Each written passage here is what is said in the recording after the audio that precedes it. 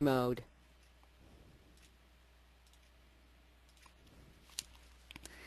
Hello, my name is Brittany Kapinski, and I just want to welcome everyone. It is now 1 p.m., so we will begin our presentation shortly. Today, on January 20th, we will have our presentation on integrated clean energy strategies for sustainable communities given by David Ager and Brian Levite. For help during today's webcast, please feel free to type your questions in the chat box found in the webinar toolbar to the right of your screen, or call 1-800-263-6317. For content questions, please feel free to type those in the questions box, and we will be able to answer those at the end of the presentation during the question and answer session. Here's a list of the sponsoring chapters, divisions, and universities. I would like to thank all of the participating chapters, divisions, and universities for making these webcasts possible. As you can see, we have quite a few webcasts scheduled for the beginning of this year. To register for these upcoming webcasts, please visit www.utah-apa.org/webcasts and register for your webcast of choice. We are also offering distance education webcasts to help you get your ethics or law credits. These webcasts are available to view at www.utah-apa.org/webcast-archive. You can now follow us on Twitter at Planning Webcast or like us on Facebook, Planning Webcast Series, to receive up-to-date information on the Planning Webcast Series sponsored by chapters, divisions, and universities. To log your CM credits for attending today's webcast, please go to www.planning.org/CM, select today's date, which is Friday, January 20th, and then select today's webcast, Integrated Clean Strategies for Sustainable Communities. This webcast is available for 1.5 CM credits. We are also recording today's webcast, and it will be available along with a 6-slide per page PDF of the presentation at www.utah-apa.org/webcast-archive. At this time, I would like to introduce Jacqueline Rouse, who will introduce our speakers for today, David Ager and Brian Levite. Hello to everyone. Today we have two presenters for our webinar, and they are Dave Ager and Brian Levite. Dave is a principal. He's actually the founding principal for Townscape Design, which is a firm located in Clarksville, Maryland, and their focus is town planning, urban design, and landscape architecture. David founded this firm in 2005 and the focus of the firm is on enhancing an owner's land asset through the use of practical and sustainable design and implementation strategies. The other presenter today is Brian Levite, who is a principal with Prism Incorporated. This is a sustainability consulting firm which is based in Gaithersburg, Maryland. And Mr. Levitte's background is in the energy industry, and his focus with a focus on building energy efficiency, strategic planning, and program development. He's a certified energy manager, has a master's degree in public policy. And so with that said, that's a brief biography. Both of these firms have websites if you wanted to learn more about the principles and the operations of their firms. And our first speaker today is Mr. Levite. And I will... Thanks so much, Jackie. Thanks a lot. Hello, everyone. I'm Brian Levite. I'm going to be kicking this off and then handing it over to the probably more capable hands of Dave Ager. And we'll be going back and forth throughout this presentation. It's a pretty big subject, and we're going to try to cover a lot of it, probably not all of it. We probably won't cover everything we're intending to, but we're going to do our best. So let's kick off to the first slide here.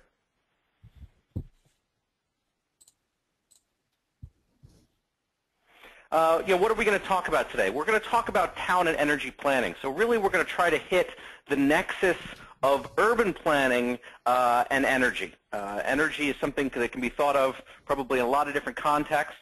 A lot of those contexts do interact and intersect with what you folks are most interested in. So there's a list of a few things we're going to talk about today, but I think that the primary messages are going to be that there are a lot of ways that you as planners can specifically affect the energy consumption and the sustainability of your towns, and we're going to try to hit some of those ways today. So moving on. Our outline is pretty simple. First, we're going to talk about what are the challenges in this area. What are the major things that we need to face as we start. And then we're going to talk about strategies. And with strategies, we're going to talk about the concepts of place, of pattern, and then of power. More than alliteration, this actually does make sense as we move forward. Once we talk about those strategies, we'll talk briefly about implementation. How do you get these strategies working for you as soon as possible?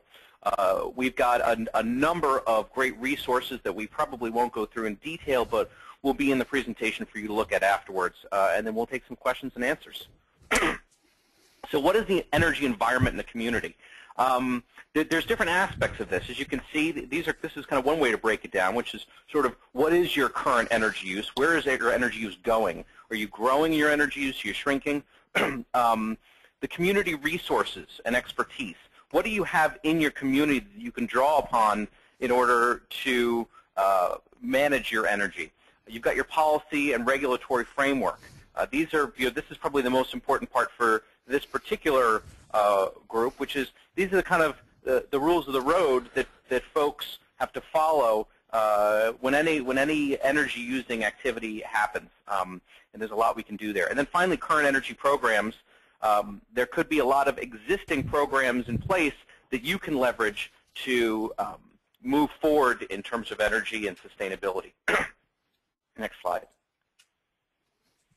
So challenges. I'm going to pass it over to Dave Ager here. Good afternoon, everybody. And I'm looking forward to this topic. It's near and dear to my heart. We've been working for years on integrating energy and town planning at our firm. And this is a intro or an overview of some of the things that we've come across, the challenges and some of the solutions. So I'm going to start with the challenges first. Obviously, energy affects every part of our environment, everything we do. A big part of the puzzle is transportation. And you're going to see this slide up several times, or some reference to this arrangement of uses several times in the presentation because it's so critical. It's nearly 70% of energy that we use in this country is either through the building systems or the transportation network that serves that building system. So the organization of our places is absolutely critical to energy savings. So it's not only makes sense for livability and the way we should arrange towns, cities, and villages, but it also has to do with the way we use energy. And in a brief overview, we won't spend much time on this because of the audience, but a lot of the sprawling nature of what we've gone through over the last 60 years has really affected our energy production. And the energy system actually is having some trouble keeping up with that sprawling arrangement. So one of the things that we're going to talk about when we begin this is how do we bring that back in and under control so we can get the energy quantities in some rational order. This graph is for residential sources only, but you can see that over time electricity, the red line, is growing at a fairly geometric rate. But what's really important to note is because of the way we build our built environment, the actual energy losses for electricity are growing at a faster rate. And it's in fact a 2-to-1 ratio. And if you think about quads of BTUs, if you added up every energy event in the country, we'd have about 100 quads, roughly just under 100 quads of BTUs expended in this country in a year. We waste or we lose 10 quads in the electrical system. The network of electrical transmission lines that we have, and it's not only us. This is a view of the Dubai Marina. And what's important to note is these are landmark buildings designed by named architects. The problem with Dubai is that the building construction and the urban form is completely contradictory to the environment it's in. So it's actually using more energy than it would otherwise, and they've actually lost touch with some of the traditional town building ideas and strategies for a hot arid climate. And we're going to talk about that later on in the presentation and show you some examples that relate to the environment. So I'm going to turn it over at this point to Brian, and we're going to talk about some terms. Yeah, there's some terms we wanted to get out of the way to get folks understanding.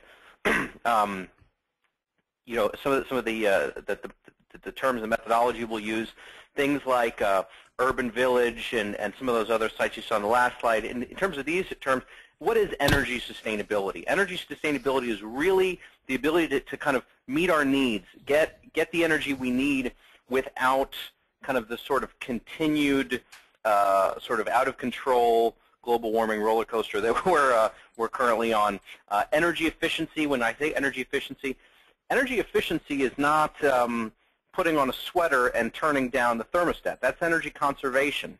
Energy efficiency is having that thermostat set at the exact same temperature and being able to achieve that temperature using less energy. So energy efficiency is typically more in terms of mechanical and management as it is in terms of behavior.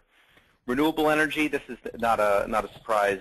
Sunlight, wind, anything that's not burning some sort of fuel or using something up. Energy audits. When we talk about energy audits, that is really just an evaluation of a building or a space's energy consumption. Scale, there's different scales: utility, community, residential scale. Dave will get into those.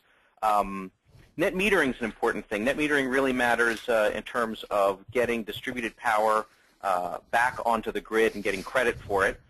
Combined heat and power, that's using, whenever we generate power, we tend to generate heat at the same time, usually because we generate power in many cases through combustion. That heat is often wasted, and that's part of the waste that Dave was talking about. There are ways that we can, particularly in distributed applications, take advantage of that heat. When I talk about distributed energy systems, this is making the energy close to where you're going to use it. Instead of having a power plant 20 miles out of town and having lines running energy into town, what if you were making the energy on top of or next to the building that's going to use it? And then strategic planning, I just define this because it's one of those wonky consultancy terms, but we're basically just talking about how are you going to go about pursuing your mission. Dave. So the basic outline of the presentation, we're going to focus on 3 different scales and levels of detail. And we've termed them place, pattern, and power. But if you go to things like LEED for neighborhood development, you would hear terms something like smart location and linkages, neighborhood pattern and design, and sustainable infrastructure or green infrastructure in buildings. So we've changed the last one, power, to slightly to sustainable generation and efficient use, because we both believe that the efficiency equation is critical. So we're going to start with place, which is really the regional organization of our towns, villages, and cities, and it's absolutely critical from an energy standpoint because of what we talked earlier. To get this right, to start to get integrated, walkable places that are of a typology that makes sense for the region.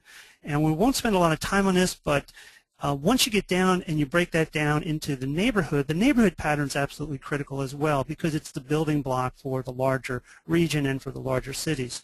And we are going to later in the presentation talk about this in more detail. And then finally, the third part of the presentation, we're going to talk about sustainable generation and actually integrating these renewable sources right into the urban fabric.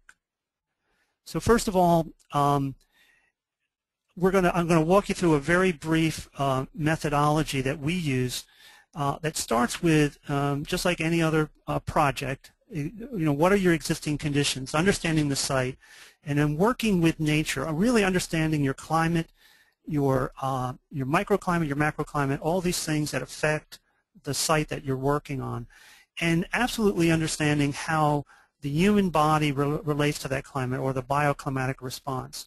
The second step in the methodology is, as Brian was just saying, talking about efficiencies.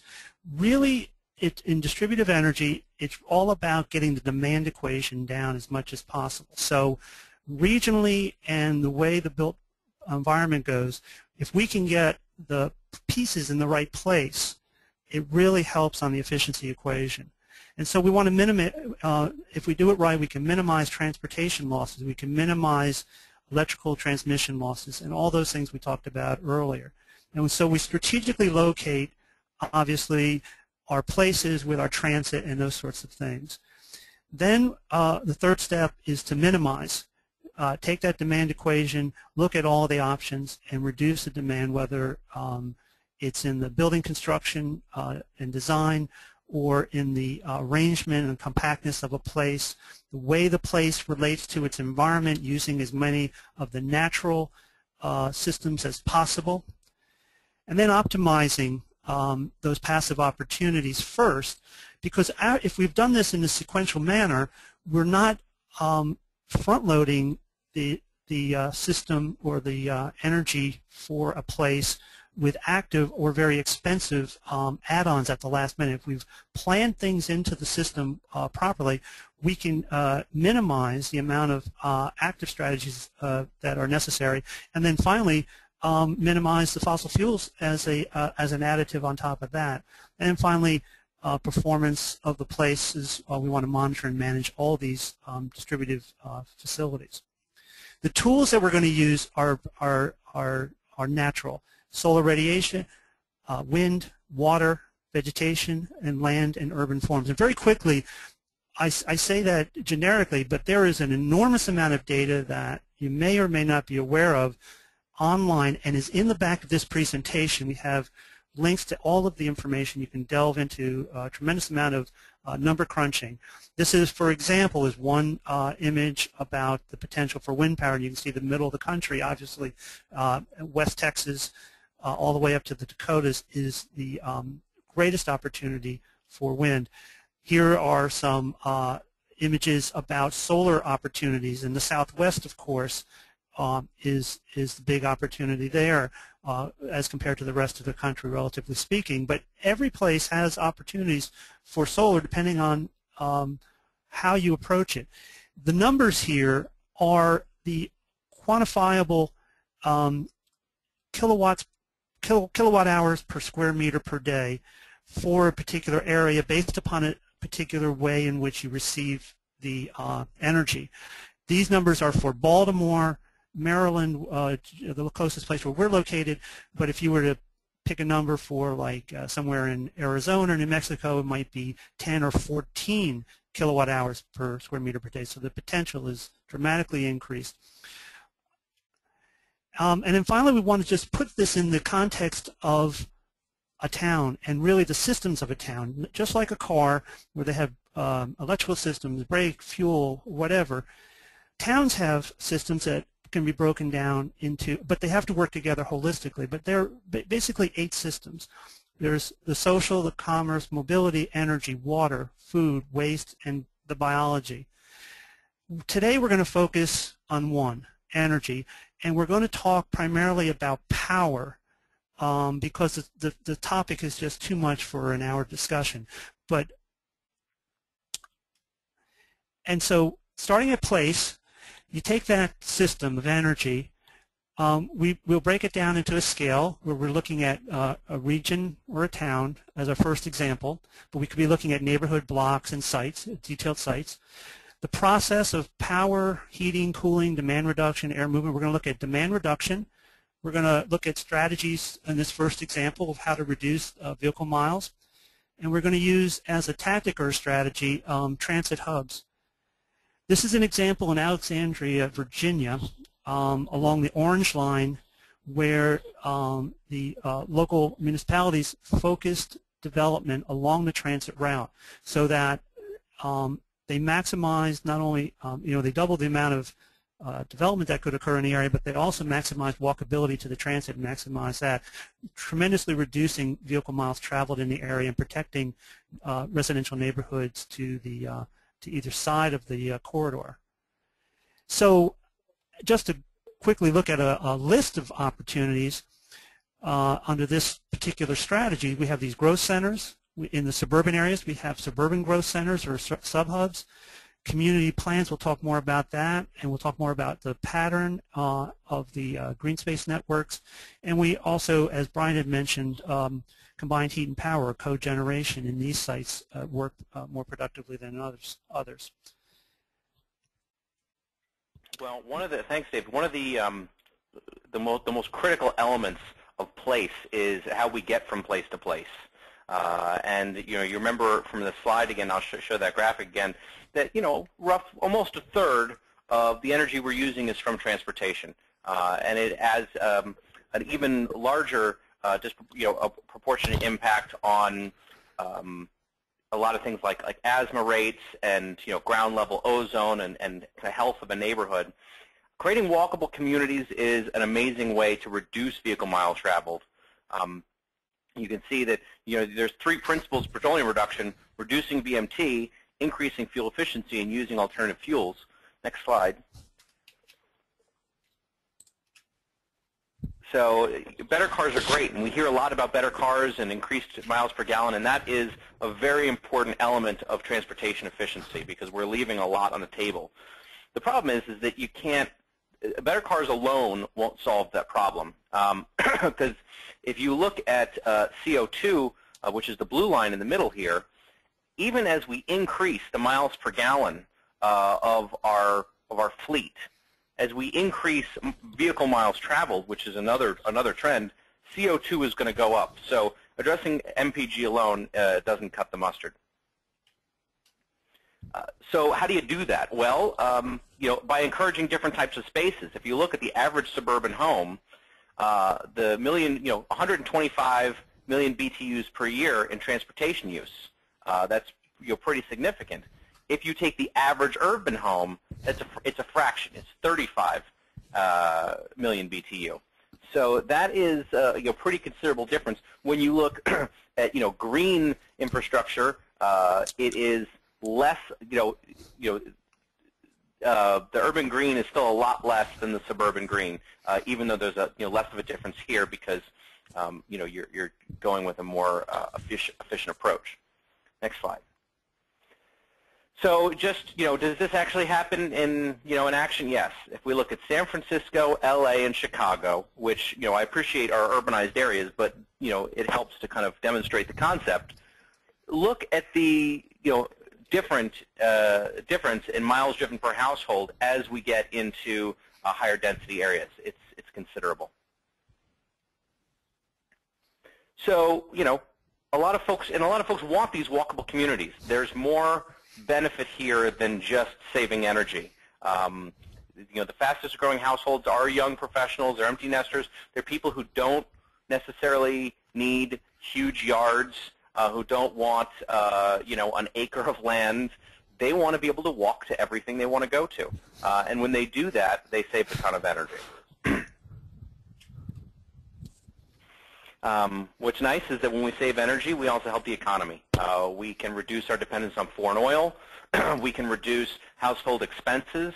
This is particularly critical for low-income folks where transportation and heating their home is much, much higher percentage of their their monthly expenses than in any other economic group.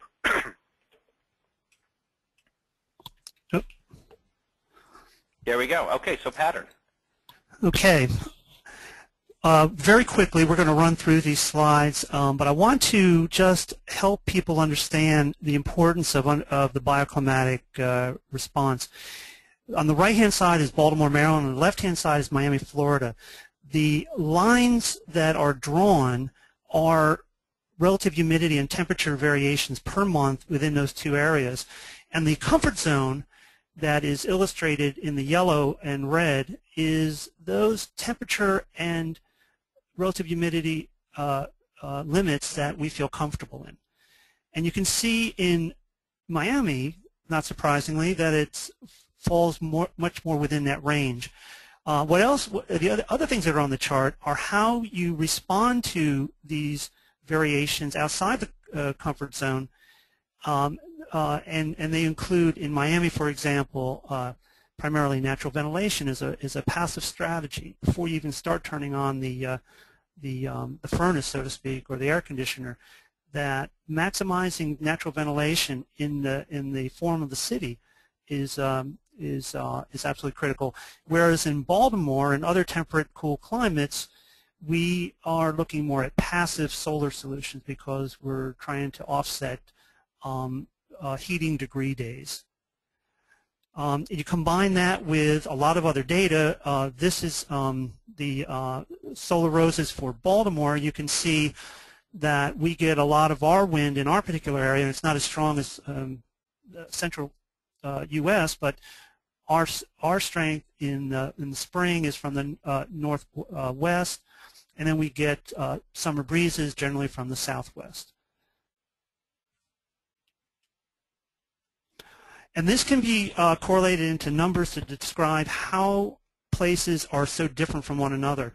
We were just looking at a place like Annapolis, Maryland, for example, where we have a temperate climate that has about 5,000 degree days of heating, but we fall in the middle of the range. We have places like Saratoga Springs, New York, and Green Bay, Wisconsin, that have tremendous heating requirements. And then you can see places like Phoenix, Arizona, El Paso, Texas, New Orleans that obviously have high cooling requirements. So you have to combine those with your strategies as well. What's interesting here is places like Flagstaff have just as much heating requirements as, or almost as, like say Green Bay, Wisconsin. So just because you're in Arizona doesn't mean you're in the hot, humid climate.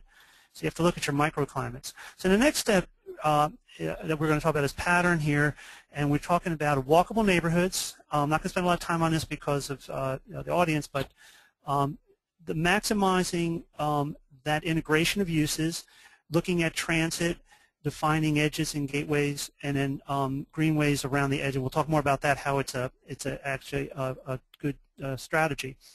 Just like in the transect of urban places, we have a variation between the natural and the urban.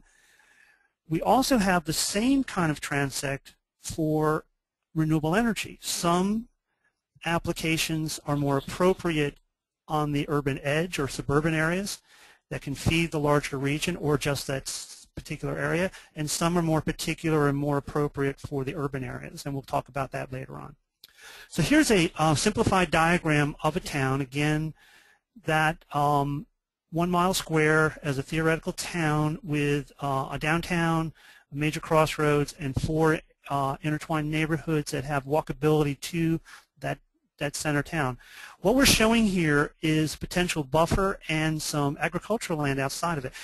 The agricultural land, and here in Maryland specifically, we have the ability to provide renewable energy either in the form of wind or solar on 5% of farmland. So this overall regional or town-wide strategy is actually to start to look at those edge areas between the built, along the urban growth boundary basically, that are appropriate for distributive energy, roughly in the 1/2 to 1.5 megawatt of electric potential. So those seem to be, and those can be distributed throughout town. They're not that big and they're not that onerous, so they can be on 5, and each farmer can benefit from the lease agreements and from the renewable energy credits associated with those facilities as well.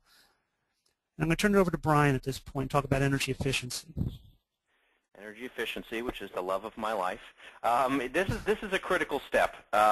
You will have seen lots. We're going to talk about renewable energy and distributed power and things like that. But an important message I want to get across here is that if you do any of that before you have done your good energy efficiency work, you're wasting money.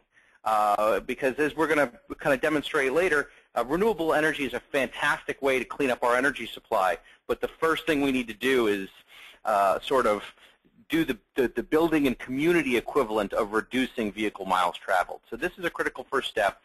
The nice thing about this is that it's not super complex or difficult to do. I mean, it takes time, it takes effort, but it's a known quantity. You're typically dealing with off-the-shelf technologies, with proven stuff. This is very low risk. Once you do some energy audits of facilities, or you're looking at a new facility, doing the calculations to figure out how much energy is this going to save and how much extra is this going to cost, there's very clear numbers and very easy way to get a high level of confidence here. And this is also, if you have carbon reduction goals, energy efficiency is going to be the lowest cost way to achieve those, what we'll call negawatts. Go ahead. So here's sort of a graph that proves the point. This was done by McKinsey for the Department of Energy, and it's an interesting graph. As you'll see, what this is saying is that as we go from left to right, you're seeing basically the magnitude of impact on reducing a 1 ton of CO2.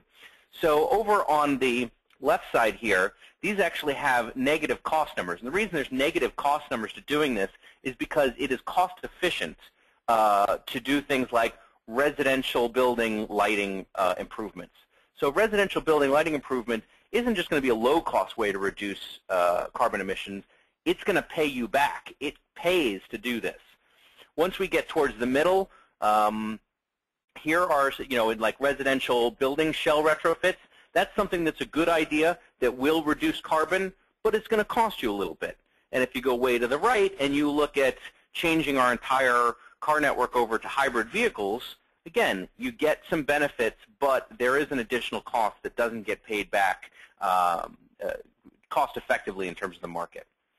So different building types have different energy drivers. So we need to think, particularly if you're developing strategies to address energy efficiency in residential homes versus commercial buildings, there's different drivers here. So in commercial buildings, you really need to think about lighting, and there's a bunch of bad lighting out there. You need to think about HVAC a lot. And that there are some things like cooking and refrigeration that may be important, but not very important in this environment. In a residential home, heating is your #1 thing, but so is water heating, which is a big deal. So think about that. Moving on. Now, we often think that as Americans, there is sort of, well, there's the American way. We Americans use this much energy, but Americans don't use a certain amount of energy. The amount of energy used per capita differs pretty wildly per state. If you look at my home state of New York here, the average New York resident is using a lot less energy per capita than, say, someone in Tennessee, although Tennessee is getting a lot better. There's lots of drivers behind this. I would say the major drivers behind this are urbanization, but then also research, development, investment in energy efficiency projects. Here in New York, we have the New York State Energy Research and Development folks called NYSERDA, and they do a lot of great programs that help drive down energy usage. So what drives energy efficiency? How can we make this work? Well, urban design is kind of your #1 culprit here. If we have bad place and bad pattern, then we're going to have high energy costs, because so much of those energy costs are about the way buildings interact with each other, the way people engage with their environment and get from place to place. That's #2, lifestyles and the way we use our spaces. So, if you can have 2 buildings built exactly the same in the exact same place, and if they're managed by different people in different ways, they're not going to perform the same. There really is, even though we're talking about technology, there's a human element there. So building technology areas of focus, what are we looking at here? You got to consider HVAC, heating, ventilation, and cooling, building envelope, lighting, plug load, energy management, and water. So how can a planner, help drive this stuff? Well, energy performance building codes for new building construction, for renovation. LEED has some great stuff on this. I mean, zoning focus on multi-use walkable communities, I think, is a great focus, and that sort of LEED neighborhood design has great information there. Some of the information for this presentation came from Smart Growth America, which is a nonprofit that has excellent information about creating walkable communities. Requirements for energy performance. Can we go back a slide real quick? Requirements for energy performance, and then density bonuses for developers that go beyond those requirements. How can planners drive energy efficiency? Again, develop a strategic energy plan. We're going to talk about this in a little bit. We'll incorporate that energy plan into your comprehensive plan.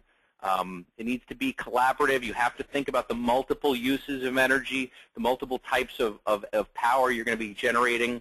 And I think the most critical thing here is that we engage the business and residential communities as partners, because so much of energy consumption is about the decisions that can't be written into zoning laws, that can't be put into regulations.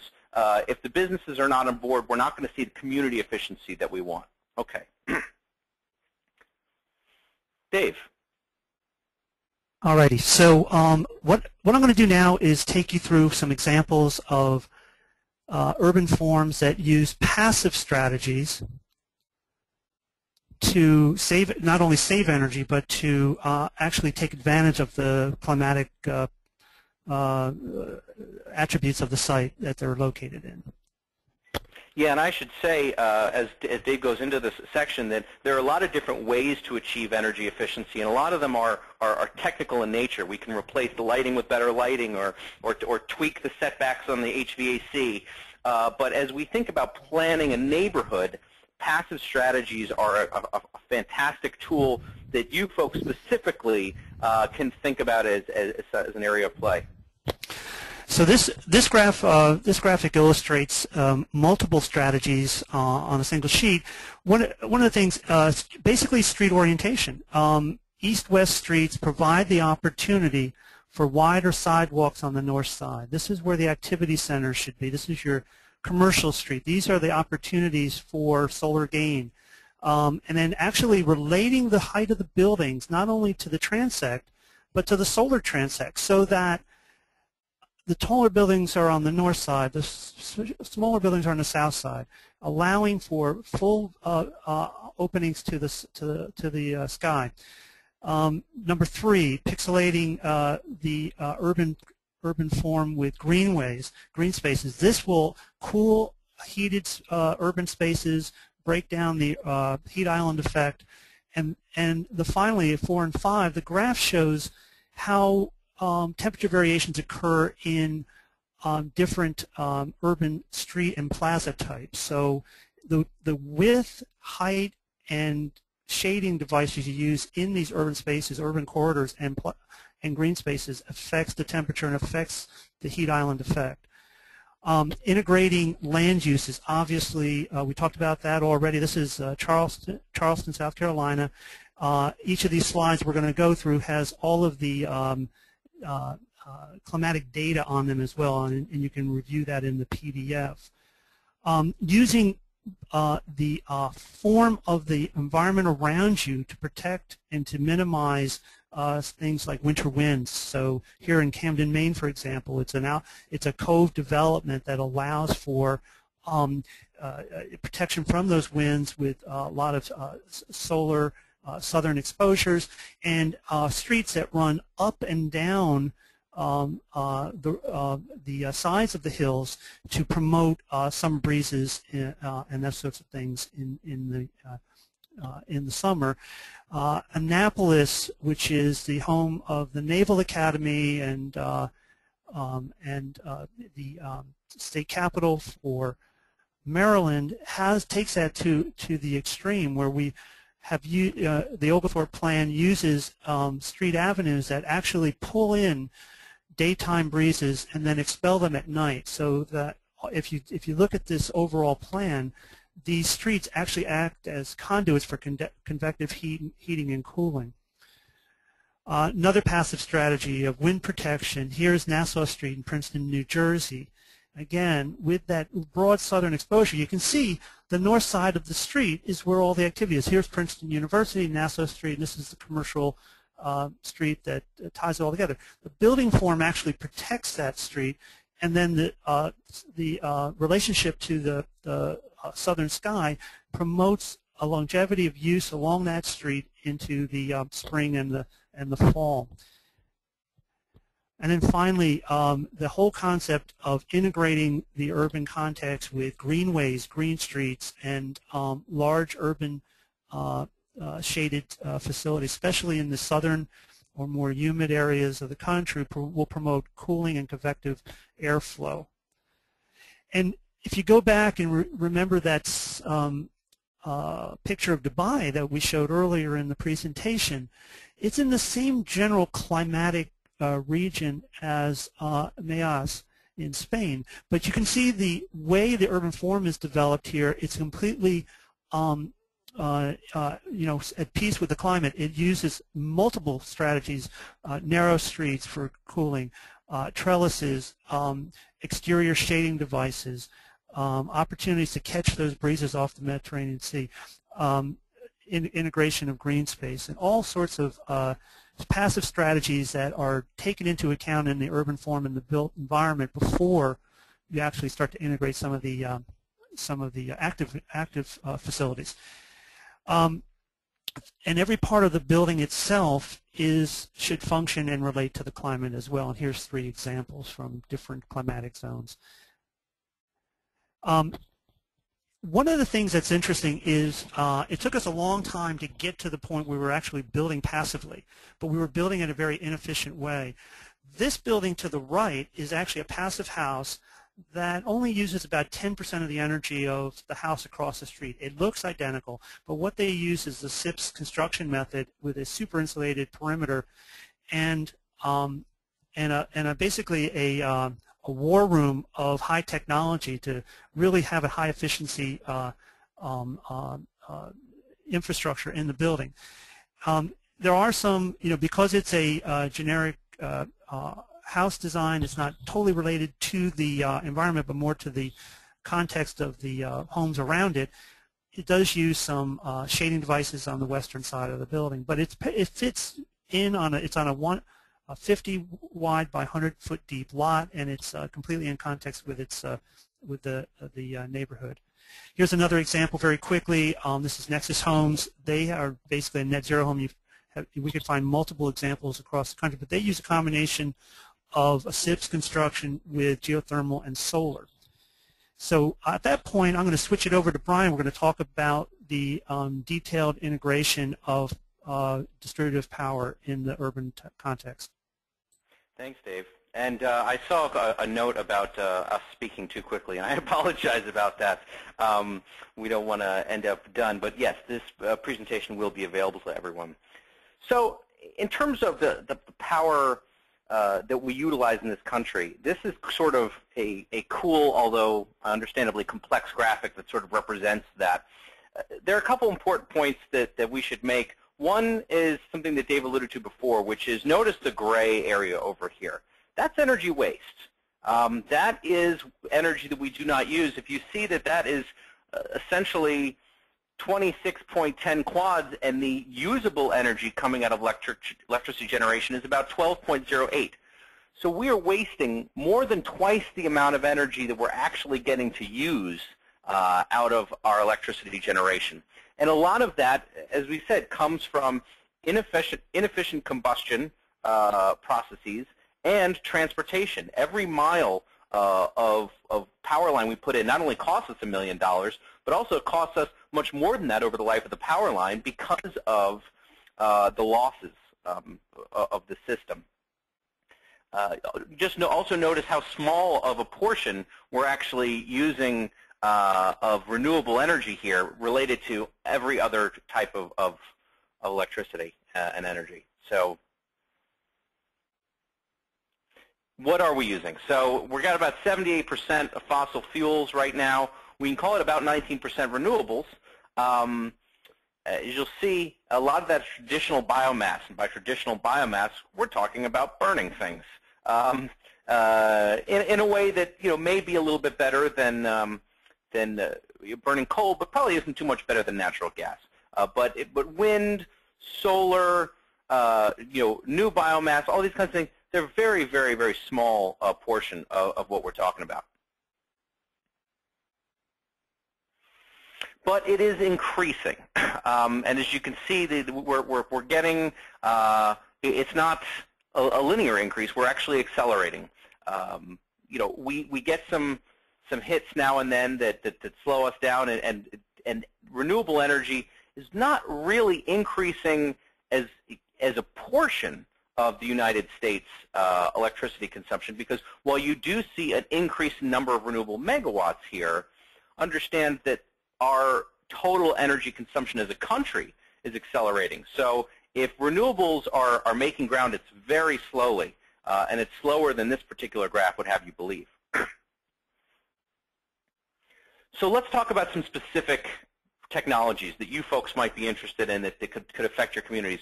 Wind power, great option in the Midwest, Southwest. It's best for municipal power applications. We don't currently have wind power technologies that are fantastic for people's backyards. It's not as practical, but for municipality, it's fantastic. Now, this is an intermittent power supply. It does not, the wind does not blow all the time, but a power grid can actually accept quite a bit of this kind of intermittent power supply and still be very stable. So, you know, NREL puts the conservative estimate at 20%, but places like Texas, New Mexico have proved that it's probably a lot higher than that. What are some concerns? Well, early on in wind, we had, you know, a bunch of birds, what they call bird strikes, which should be called bird kills, but that's because they put the wind turbines in the wrong places. So this is pretty avoidable, and there's technology to make the birds avoid it. But people still can get upset. Some people don't like the look of wind turbines. I think it's too noisy. So that's something to be evaluated. But the great thing is that this can be co-located with other things. You don't need dedicated land for this. You can put it on a farm. It takes up a very small footprint, leaving a lot of usable land. Ranching is another great application. So what have we got? You saw this slide before, but this shows you where our best wind resources are, right down the center of the country. You know, if you had a map that showed you all different renewable energy potential, you know, everything from wind to solar, biomass, even like offshore wind or tidal power, you'd see that pretty much every part of the country can be served by some clean technology, but this is the wind one. So where is it being made? Well, it doesn't exactly line up. You'll see it sort of does. You've got a nice streak of green down the center. Texas is very aggressive with wind, but you also notice a lot going on the West Coast and some going on in the Northeast, because while as a state New York doesn't have amazing wind resources, in certain locations New York does have really good wind resources. So we definitely have some pretty impressive capacity to be tapping here. Slide. So where are we going? Wind installation is going up. This is a graph similar to the other graph you saw, but when we talk specifically about wind, it's impressive, and it's going to continue to be. Part of the reason why we've been able to really accelerate wind in this country as a resource is because of an increased acceptance, better public policies around wind, but also there's a technical reason. If you go to the next slide, you see that we've been able to practically implement much larger wind turbines. Now, every time you increase a wind turbine size, you actually, you know, if you double the size of a wind turbine, you actually square the power output. So it's pretty impressive in terms of if you can scale up wind turbines, you can get a lot more energy out of them. The limiting factor is you got to be able to put the pieces of the wind turbine on a truck. So we're pretty close to maxed out in terms of size, but that we're putting on land right now. We can put much bigger ones offshore.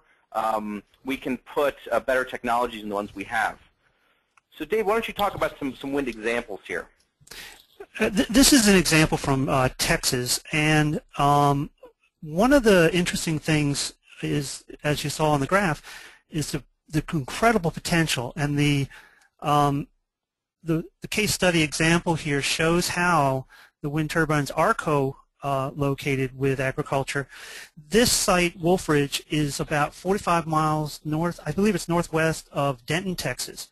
And Denton, Texas is important because it receives 40% of its energy for the entire municipality from that wind resource, but it's not actually located direct. It's about 45 miles away. So it's what they do is they use a purchase power agreement, a PPA, to guarantee fixed pricing on that wind resource, and they get a guaranteed amount of that energy. The provider of the energy gets the renewable energy credits and gets the income from that depreciation of the resource and those sorts of things. The farmer gets a lease agreement. They call it mail money. They get a check every month in the mail because they're leasing their ground to the power provider.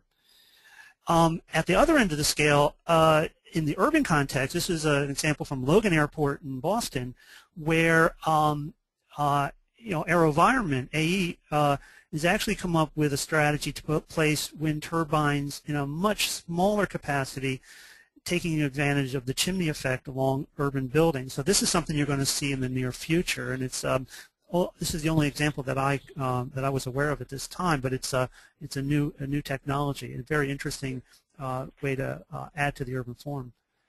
Yeah, and so we're doing this in a lot of different ways in terms of incorporating new kinds of wind. We've got vertical turbines, there's building integrated wind, there's a lot of different things, but in terms of off-the-shelf, pretty much proven technologies that you can count on, you're looking at wind turbines. But if you're willing to go cutting edge, there's a lot there. Solar power is something that I think we've probably been very familiar with for a long time. It's a great option in the south, the southwest, and the west. The great thing about solar power is it's very scalable, and you can put it into any type of area of the transect, whether you're all the way out in the rural community and you're going to put a huge solar farm, or if you're right in the dense urban core and you're going to be doing sort of building integrated solar. This provides peak energy in the middle of the day. You've got sort of two high peaks, sort of the very beginning of the day and sort of the end of the day as people are getting home, but commercial office buildings are still in operation, so those are your two highest peaks. But there is definitely an upper trough in the middle of the day when businesses are in operation. Industrial manufacturing is going on pretty much all the time, so solar is providing power at the right time. This is going to be significantly more valuable if you have net metering. We defined net metering before, but just as a reminder, you want to be able to, if you have a solar system, particularly in a residential context, when you're away at work during the day and your house is empty and not really using that much energy, that's when you're producing all your power. So residential solar works best if there's net metering, and you can sell that power you're making during the day back to the utility and get credit for that. All right, moving on.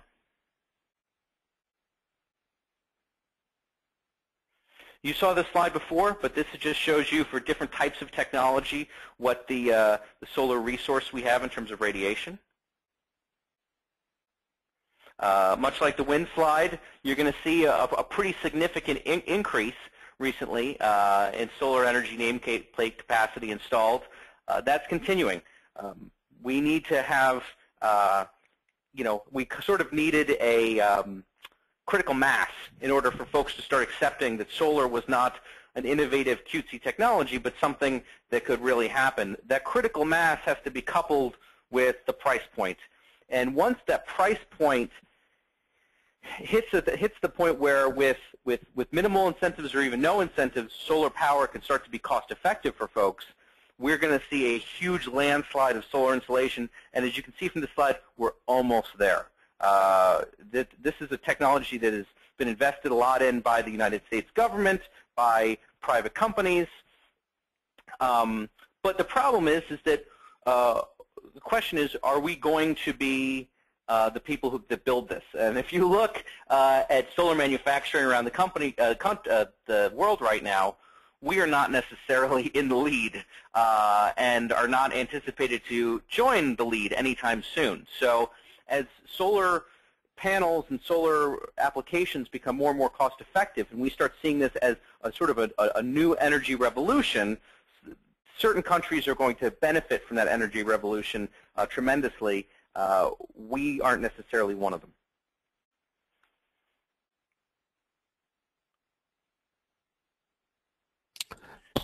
Okay, I'm going to walk you through some case study examples with integrated PV. This is going back to that early diagram of the corridor. This was designed by Dover and Cole, and will provide to us by Urban Advantage. But basically, commercial strip redevelopment or corridor redevelopment has a tremendous opportunity for the rooftops are absolutely an untouched resource, and Dover Cole took the view that, look, this is something that we can really look at and profit, and people can profit from. The challenge up to this point has been the infrastructure to support the facilities and the efficiency that has just recently changed and been improved.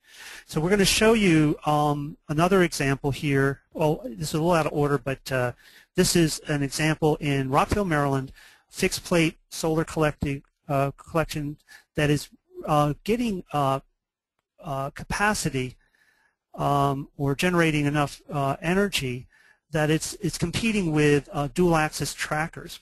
And so it's a very high efficiency system. It's on the roof of a roller rink. It's been installed for about half a year now. They estimate that it's going to generate about 865 megawatt hours per annual, and they're pretty much on track. You can view that information online. A lot of this can be viewed with mobile apps or on your computer. You can actually watch the performance of these different facilities right down to the individual panel, depending on how the inverters are set up and how the system's set up. But this is a tremendous opportunity in these redevelopment corridors. Another option on smaller buildings or in historic districts is to utilize dual axis trackers. This is a company, Whitfield, out of Australia. But what they've done is they've figured out how to combine a low weight infrastructure, dual axis trackers, Fresnel lenses, and the new multi-junction cells. What currently is the state of the art is an efficiency of this particular graph shows different types of solar photovoltaic technologies over time and their efficiencies. And a lot of the stuff that's coming to market is down in this 12 to 16% range, and it's based upon a particular thin film technology. What Whitfield and others are looking at is actually using multi-junction cells, which have a tremendously higher efficiency and are able to handle a much higher level of thermal heat from the sun. So you can actually use concentrators, and a lot of the installations that are occurring in the Southwest use these multi-junction cells, but you can use a very small surface area because they can collect much more heat and electrical energy. So a situation, redevelopment, generically could look something like this. Let's say we want to integrate it with a series of smaller scale buildings rather than the large buildings in the previous example. Those dual axis trackers provide the opportunity to integrate this energy production option in a very small, compact form that doesn't affect the form of the built environment. Because it's a dual axis tracker, we don't have to worry about the orientation of the building. The duality of the tracking allows the building and the technology to fit the way it wants to fit on the site, and then we program where the sun is and it'll track it. So we don't have to have the building with a tilted roof that's at the latitude and then it has to be facing south -5 degrees or any of that stuff. We don't have to deal with that anymore. So this is a technology that is going to give us tremendous opportunity for integration of renewables into historic districts and smaller scale building forms. Talking about solar at the commercial scale, here in Maryland we have two projects coming online right now. They're under construction. One is the Correctional Institute outside of Hagerstown, Maryland, and the other is St. Mary's College and University in Emmitsburg, Maryland. These two projects alone are going to double the amount of megawatts that are being produced by solar PV in this state. in overnight, basically. And these facilities are generating about 1/2 to 3/4 of a megawatt per acre. So this is a 20 megawatt solar farm, and I believe it's about 30 acres of area. Here's an example from Oregon. Again, they don't have the same solar potential that we have, nor do they come close to places like Arizona and New Mexico, but this is a facility that's just come online.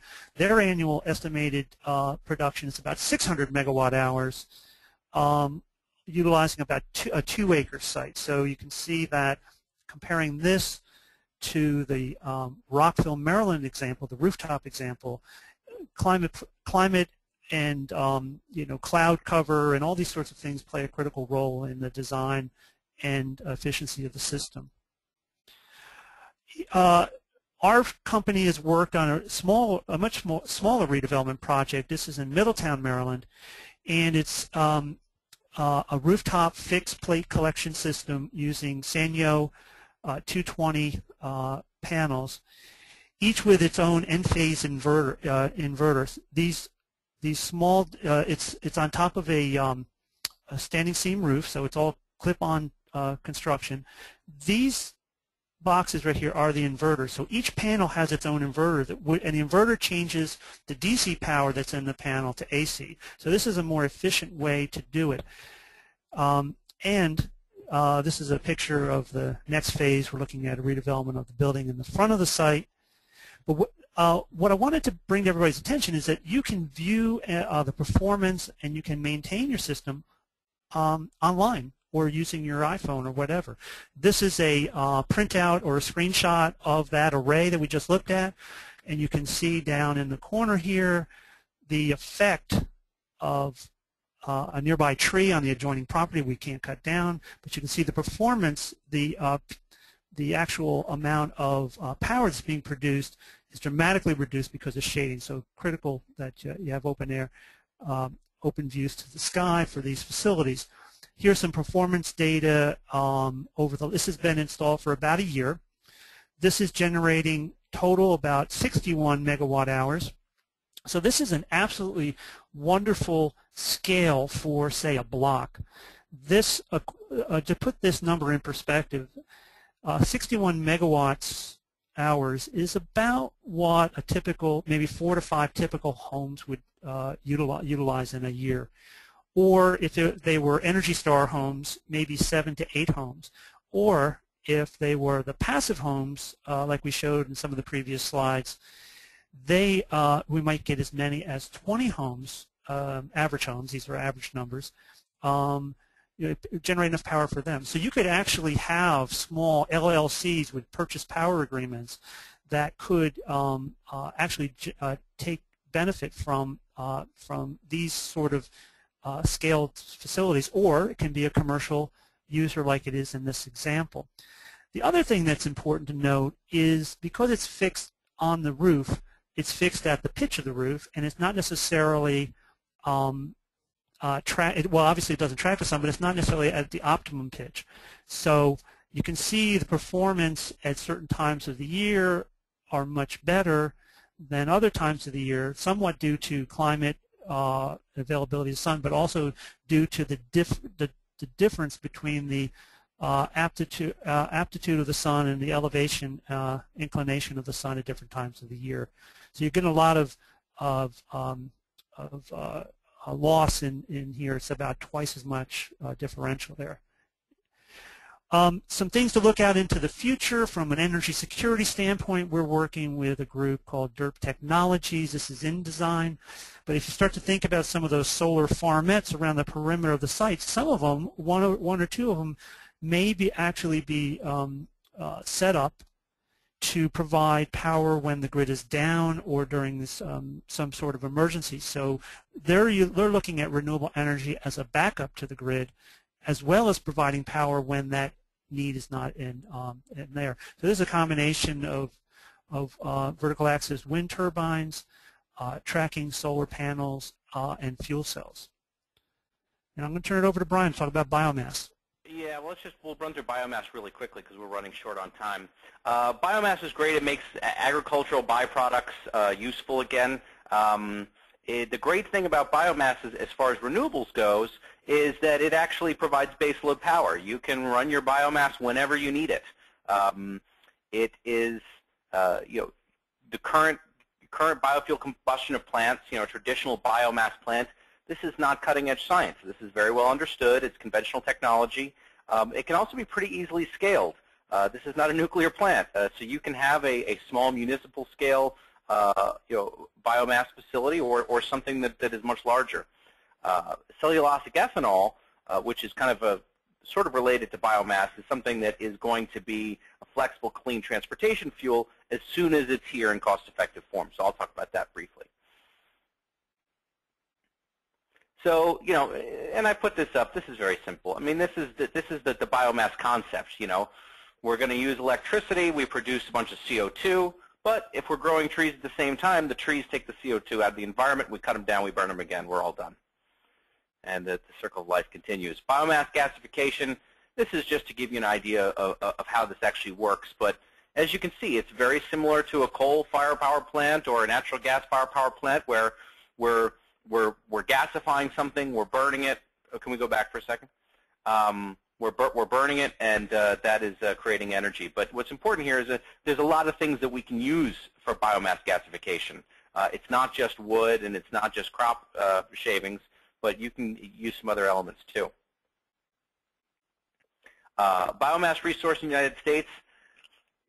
Again, the great thing about biomass is that you can, if you need the energy close to where the biomass is being produced, you're cutting down on transportation of fuel, you're cutting down transportation of waste, and all these kinds of things. And while you do see some of these areas in blue and red and going down to yellow, and some say less than 50, depending on the scale and depending on what's near you, biomass can work anywhere in the United States. It just depends on if you have that resource close by. Ethanol, I mean, this is just getting biomass into our car tank. You hear a lot about ethanol every time there's a presidential election, because everyone has to go to Iowa and say that they support ethanol, because the corn growers want to know that they support ethanol because there's major farm subsidies, because right now corn is just the cheapest way to make ethanol. The future is cellulosic ethanol. Cellulosic ethanol, we don't just have to make from corn or sugarcane. We can make it from a lot of things that we throw away currently. We're just a little too high up on the cost scale right now, but that is something that is coming down. So as you can see, if you've got sugarcane or corn, it's a fairly simple process. You ferment it, you distill it, dry it out, and you got ethanol. With cellulosic, there is a little bit of, there's additional steps that's currently what is adding the cost. But cellulosic ethanol is going to be more versatile, and we're going to be able to use a lot more different feedstocks. I talked about the cost coming down. As you can see, it's coming down fast. Where we were in 2001 to where we are now is pretty considerable. National Renewable Energy Laboratory is very serious about bringing this cost down. And once we can get it down, we're thinking maybe in the 2020 range, all of a sudden it's making a lot of sense as a major fuel source. This can be utilized. Vancouver's UBC campus has one of these that they're utilizing in terms of biomass gasification. It's great, clean, on-site power. It's pretty efficient, and particularly if you've got the biomass resource on site, you don't have to truck things around. This is a fantastic way to make on-site distributed power. Residential CHP. Dave, you might have some things to add to this. No, I just wanted. It's the same thing. This is a technology that folks want to be keeping an eye on. This is being installed now in Japan, where energy costs are much higher, and it's the same kind of cost curve. It's not ready for prime time here in the U.S., but maybe 5 to 10 years down the road, or sooner, depending on how things happen. You're going to start to see this. But what's important to note is when you think about combined heat and power, you think of about a power plant or distribution plant that's at a much larger scale. This particular company, Ager-Ballard Partnership, is actually producing this at the residential scale, so that's why we have it in here. Now, the final slide is, how do you put all this together? And if you take that theoretical town that we were talking about, and you start to just throw some, reasonable numbers on it, you might be looking at 90,000 megawatt hours of power that's demanded from there. That would be, 4,000 homes, 1 million square feet of commercial office, a small amount of industrial, and then the infrastructure associated with the rest of that community. Well, how in the world would you provide that supply? Well, here's a way to do that. And again, you can see the list is long because it's no silver bullet solution. You can get a tremendous amount of savings just from passive design efficiencies like we talked about. The solar farmettes around the perimeter can provide 15,000 megawatt hours at the current technology. You start to look at some of the commercial roofs, you could get a tremendous benefit from them. We're looking, around 7,000 here.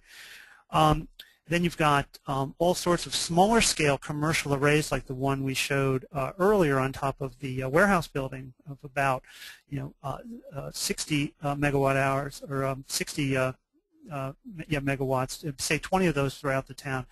Then there's a whole concept of microgrids on the block scale, taking the exterior lighting and the lighting infrastructure in town off-grid and providing with renewable solar fuel cell combos. The introduction of more efficient homes, some proportion of the community might be net zero homes, some proportion might be passive homes. Energy Star, it doesn't have to be everybody, but you start to get some efficiencies there. And then start to look at some of the more futuristic or ideas, the residential fuel cells, smaller scale residential arrays, and combined heat and power plants at the community scale. And you can start to see how you can put a package together that can provide energy production to a community at a certain scale with a certain level of constraints and parameters that matches the demand side. So that's how we wanted to leave it on the design issues. And then Brian's going to talk briefly about energy planning and how planners can introduce these concepts and mainstream them. And I'll just quickly address a question was asked online about what is CHP. CHP is combined heat and power, which we went into earlier. I'm just going to fly through this because this is soft science here, and you can read these slides later. But the important element here is that there's a lot of complex stuff that was discussed, particularly on that last slide in terms of technologies, opportunities. And you're not going to be able to pursue them all. You're not going to be able to pursue many right away. This requires a long-term community planning effort. Luckily, most people on this call have planner in their job title. So developing a strategic plan or making a strategic plan part of your comprehensive plan is critical. This is your catalyst for making decisions. It has to be a single place where high-level executives and accounting executives can basically bless, yes, we're going to go down this road. And it's a roadmap. It helps other elements, facilities management, other elements of your community understand what's going on and how they can play. There's a pretty simple planning cycle that I won't go into. I'll just ask you folks to look back at this later, but understand that it's a step-by-step process. You also need to think about your scope. In your plan, you will have obviously things that address the entire community, but if you have, when you look in your government scope, there is a lot you can do to address technology, efficiency, placemaking within just your community government locations, the spaces that you are occupying. So there's a broader scope to be addressed, but you can do a lot more within just the county government. This is a slide that is too complex to describe, but it's about turning data into action, and that a lot of the suggestions we've made here, a lot of them have to do with making decisions about what's the best approach for your community. And the question there is going to require some data. So to understand building energy efficiency, you need to have, energy performance benchmarking. You need to complete building energy audits. You need to look at your best practices, the resources you have, the technologies you have, and then figure out where are my opportunities and where are my best practices and align the two. We can skip this. This is just about engaging stakeholders. Once you get to the point you're engaging stakeholders in your community, that's a great slide to refer to give you some ideas of who you should be talking to. And at that point, that's the end of the presentation. The last thing I wanted to just bring to your attention is that locally here we have zoning ordinances that actually promote renewable energy, where in White Flint, the CR zone, they're actually redeveloping a corridor, and their developers can buy densities essentially by providing 2.5% of their energy portfolio for a building or for a project with renewables. So that's in the resources. And in the back, I'm going to flip through these quickly. Just realize that there are active links in these resources for everyone who downloads the PDF. And you've got everything from organizations to suppliers and other folks that you saw in this presentation. And once you download, you can actually go to those websites and see that information. And we thank for your patience. We kind of went over the time a little bit, but at this point I'm going to turn it over to Jackie and open it up for questions and answers. Hi. First I want to thank both Dave and Brian for their excellent presentation. I think it's a complicated and innovative new way of looking at things, and certainly it requires a lot of expertise to understand all of it, but I think it's good to have an overview that gives us so much information and so many sources for that information. We actually don't have a lot of questions, but so the first question that we have, someone has asked us if have you seen an example where a roof garden is balanced with roof solar panels, whereas the plants are underneath the elevated angled solar panels? Ideal to have both, where solar panels provide energy while roof plants capture stormwater. So I guess they want to know if you've seen an example of that. I'll take that. If it's a fixed plate panel system, there's a little bit of a problem because you've got too much shading for the plants below. But when you've got some dual axis tracking devices or devices that have a smaller surface area and have areas, they're constantly moving, then there is the potential for some of that to occur. So I don't have a particular example that I can point to, but that is a good concept and a good consideration we'll keep an eye out for. Okay, you've discussed alternative energy supply strategies. How about the issue of reducing demand and curbing energy use? For example, providing a sliding scale pricing to encourage less use. Yeah, there are a ton of ways to reduce energy demand, and we try to get a little bit into sort of the technical elements into it, but there is definitely a personal level to it. Whether you are creating economic incentives through the utility to reduce demand, or whether there are some companies out there, and folks have tried doing this, that specialize in providing people with information that helps them make better decisions. So for example, one company, O-Power, provides a software that utilities use to tell residents in the community how their home is performing on in terms of an energy consumption basis, and how all of homes around them and in their neighborhood are performing. And it kind of creates a sort of an incentive to not be on the lower end, because you say, oh my gosh, we're the most inefficient home. We need to think about what we're doing here. So there are lots of ways you can affect behavior and management to reduce energy consumption for sure. Okay. Next I have, can you describe your experience and the receptiveness of local energy providers like DTE in Michigan to adopt renewable energy sources? Well, some of them have been I'll want to hear your responses too, Dave, but it's a very mixed bag. You have some folks, Xcel Energy in Texas is a great example, who have been extremely friendly to renewable energy and want to increase the renewable energy in their portfolio. In some other places, that really hasn't been the case. The utilities basically don't want to deal with the technical complexity of integrating renewable energy into their grid, so they kind of stonewall. The major driver here is going to be whether a state has a renewable portfolio standard. There is a policy that many states have implemented called Renewable Portfolio Standard that requires utilities to provide at least a certain percentage of their energy to the grid from renewable sources. And where those policies have been put into place, utilities have basically been forced to abandon their stonewall and get their act together.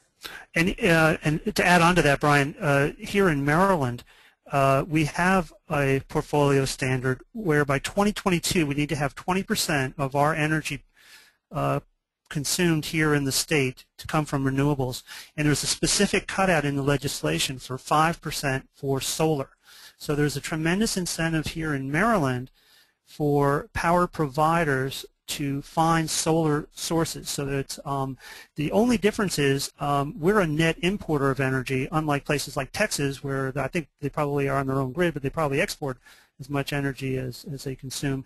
But we import about 30% of our energy, and there's not a disqualifier. We can import those renewables from Ohio or wherever and still meet that standard. But that portfolio standard has started to generate some activity here in the state. The two solar farms that I talked about, one at the prison and the other at St. Mary's College, those are direct results of that portfolio standard. So we're starting to see larger projects, I guess is the way to look at it, in the renewable sector because of that standard.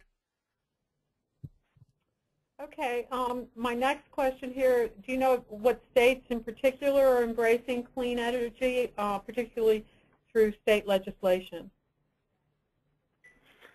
Well, it's probably better. The easier thing for you to do would be to probably Google renewable portfolio standard and hit the image button, and you'll probably get a national map of renewable portfolio standards in the United States. It's something we could have put into this presentation but didn't. Short answer is it's the people you'd think. It's it's New York, it's California, it's Minnesota, states like that. But there's a lot going on. It's not just a few big states doing this. There's a lot of states and each with a different approach. There has not been a one-size-fits-all policy solution here.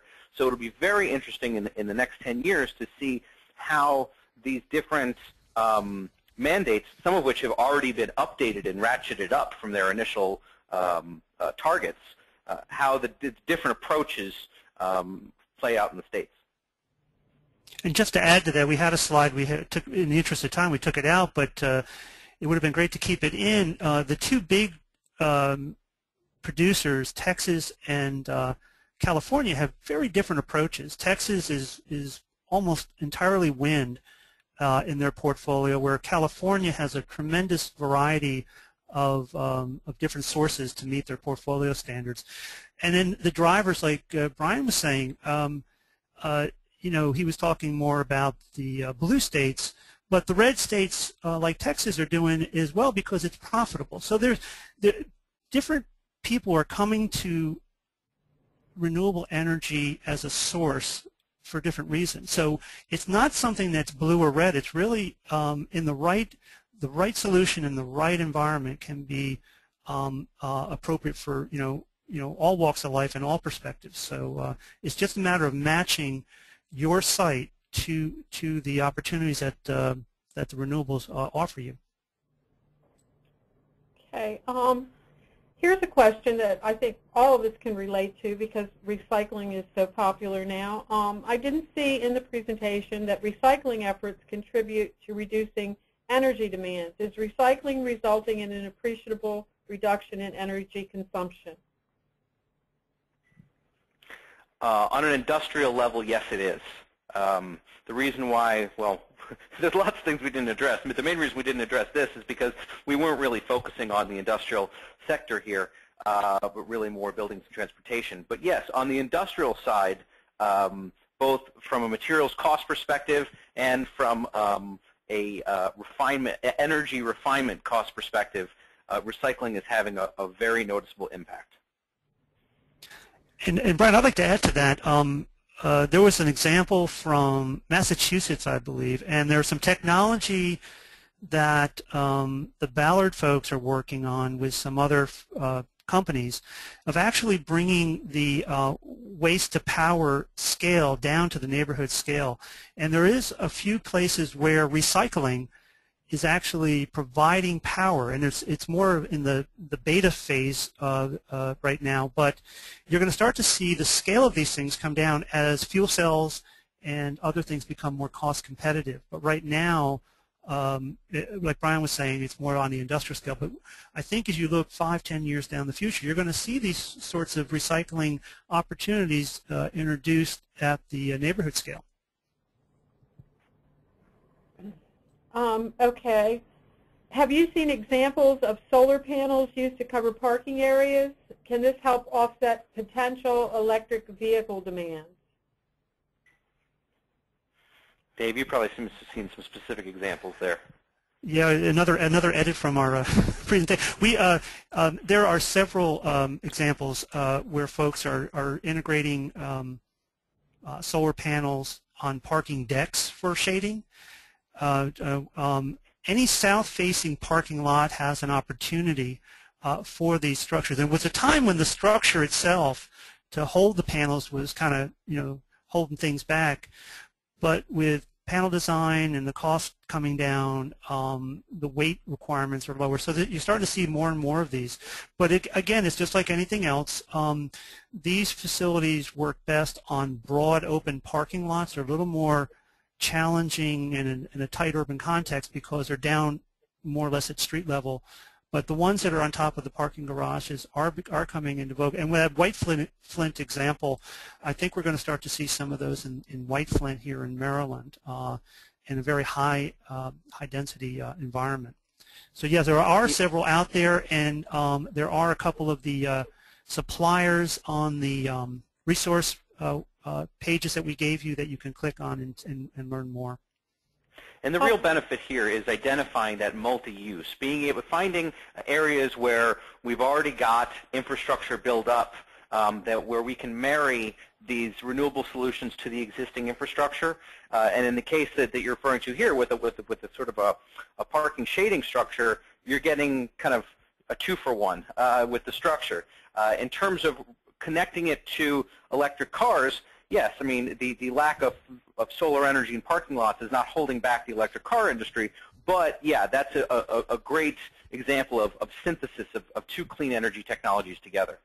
And just to add to that, generally speaking, a plug-in charge location is typically just tied to the grid.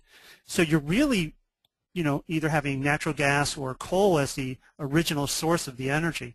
So if you want to be pure about it and you want to be appropriate, solar energy powered charging stations are the way to go because you are getting the energy from a clean source. We had one example, Linganore Wineries here in Maryland just installed a solar charging station at the winery. So you go to visit the winery, you can plug in, and then you can get the recharge and head back to home. So there's an example of that, and I think you'll start to see more of that, especially again with the opportunities for fuel cells mainstreaming into the system here, because you have to store the energy if you want to be off grid. Okay, do we have time for one more question? Sure, we'll be quick. Okay, how do you respond to the charge made by business groups that renewable portfolio requirements can drive up energy costs and are a detriment to economic development efforts? There are a lot of things driving up energy costs, and it's easy to point to almost anything, even the lack of renewable energy, as driving down costs. We're seeing oil shooting up in terms of cost. We're seeing other natural resources and fossil fuels shooting up in cost. And the big concern here is not even the gradual march up the cost scale of these things, but the unpredictability of those cost curves. Renewable energy is predictable, and it allows us to generate, energy in a way that kind of helps shield us from some of the price fluctuations and the inevitable price increases of fossil fuels. So having that as part of our portfolio is as much of a risk avoidance strategy as anything else. As for the cost, yes, it wouldn't make sense to pay $10 a gallon for some clean fuel, but we're not there. We're way past that. We're way cheaper, and on both the electricity production front and the transportation front, we're getting closer and closer every day to full cost competitiveness. But as I said, there are additional positive externalities to this approach. And the only thing I'd add to that is, bad legislation causes bad results. So I'd look at the way the legislation is created, that it's properly incentivized, and it leaves a lot of market flexibility. I think that's the challenge. And again, options for the producers, the providers, options for everyone in the system would be the way to go, rather than a top-down authoritarian solution, because it may not be practical at the time in which it has to be installed. So, the legislation has to be crafted to allow folks in the industry to perform and make money. Okay, I want to ask this one last question, because this is a kind of controversial question, and then we'll be done. We have a governor in Maine that rejects alternative clean energies except for support for a natural gas pipeline extension. We are a blue state, hopefully green as well, but opposition to wind power is slowing those initiatives as well. Any suggestions? Brian? Oh, I noticed how we hopped right in there, guys. Yeah, well, I was hoping, I was going to let Dave take it. Well, while you're thinking about it, I'll just Brian and I do this presentation because we come from different perspectives politically, and we don't want to get that in the presentation. But I'll tell you right now that if places like Maine don't, and I'm on the red side of the scale, if places like Maine don't want to look at renewables as an opportunity, then so be it. But other places are going to find it to be profitable and appropriate as part of their portfolio. It's not going to replace, and this is my personal opinion, it's not going to replace others. I come from the perspective of, all of the above, and we're going to have a broad portfolio of energy sources. But the folks that understand renewables are going to provide them in the portfolio, are going to make money doing it.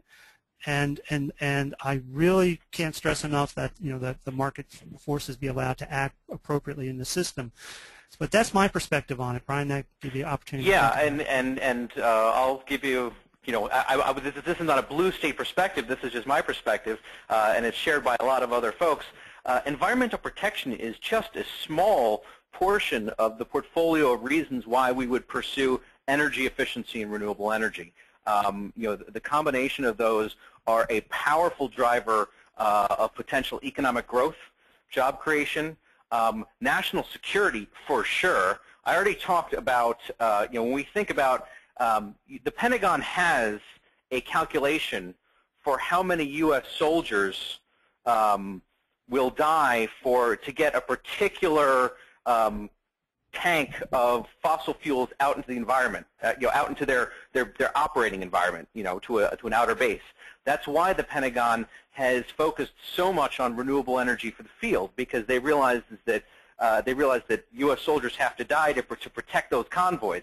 Well, that's a microcosm. The macrocosm is that the United States has to make a lot of its foreign policy decisions related to oil, and is vulnerable in this case. So we need to, from an economic development perspective, from a national security perspective and from an uncertainty perspective. I already talked about the risk principle that is much lower with renewable energy than fossil fuels. From all these different ways, these are things that are important to every state, not blue states, not red states. And I think that you're going to find that the states that embrace this and utilize it and see it working for them are going to have a competitive edge. And just to add to that, Brian, you bring up a great point about the Army and the military. My understanding is that they are going to be off-grid, or they need to be potentially off-grid by 2035 from a security standpoint. And one of the major elements in that strategy of being secure in the event of an emergency or whatever, and not being dependent on the overall grid, is a significant portion of the portfolio being from renewable sources. And I have a client who's studying opportunities with some of the local forts in the area, and Fort Detrick here in Maryland is one of the leading. Somebody brought up recycling. They're one of the leading forts in the country in the Army for recycling.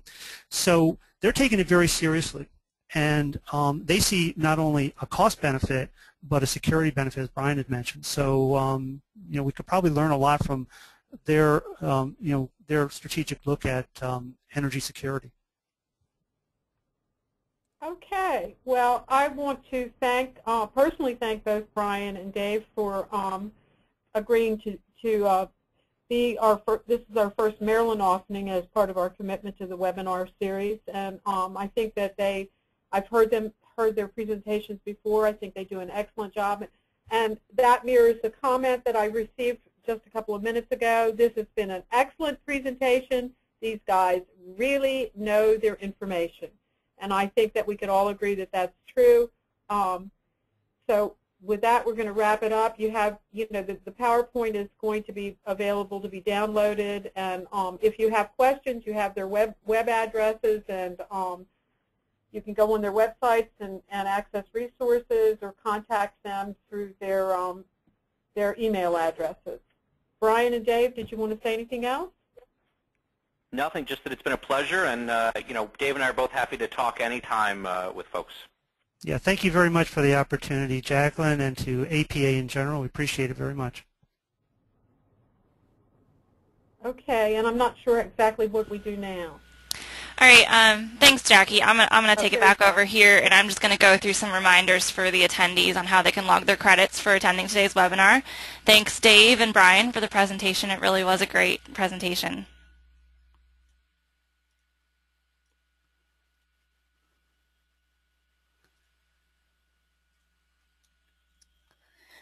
All right, well, for those of you who are still in attendance, I'm going to go through a few reminders about logging your CM credits for attending today's webcast. You can go to www.planning.org/CM and select today's date, which is January 20th, and select today's webcast, which is Integrated Clean Energy Technologies for Sustainable Communities. This webcast is available for 1.5 CM credits. Also, we are recording today's webcast, and it will be available along with a 6-slide per page PDF of the presentation at www.utah-apa.org/webcast-archive. And this does conclude today's session, and I want to thank everyone again for attending.